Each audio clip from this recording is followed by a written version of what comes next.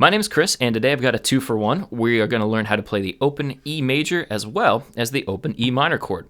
These chord shapes are so closely related, it doesn't make a lot of sense not to go over them both at the same time. And you're going to probably be using the open E minor chord a little bit more than the E major in the beginning, just based off of what chords fit in one keys for beginner level songs. So we're going to zoom in on the fretting hand and get to work. Okay, so our E major and E minor chords are both 6-string chords, meaning you hit all 6 strings on the guitar. We're going to start by playing our open low E string. Next, we're going to put our second finger on the 2nd fret of the A string, followed up by the 3rd finger on the 2nd fret of the D string. See how I needed to kind of move that finger over that way to make room? That's totally acceptable and in fact encouraged.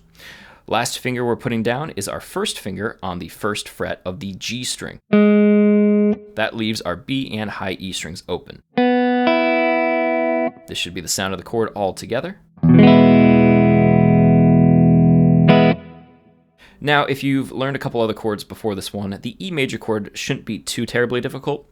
It is really important, however, to make sure that you have the 1st finger pressed down all the way on that 1st fret of the G string. Because that G sharp note, that's the note you're playing right there, is kind of the most important note in the chord. Without it, it's not a major chord. You can see if I relax my 1st finger and I strum all the strings again, it kind of takes away the entire personality of the chord. That's just a big old G power chord, which is cool, but not when we want that flavor of the major chord.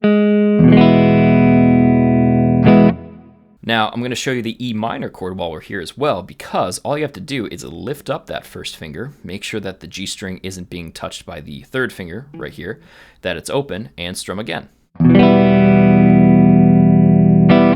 And there's your E minor chord. They're just 1 fret away. All right, so that has been the open E major as well as the open E minor chord.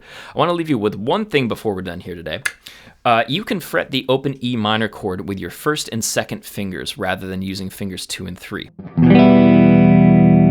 This helps if you're switching in between a G major chord because it allows you to leave your 1st finger on fret 2 of the A string because that note is played with that finger for both chords.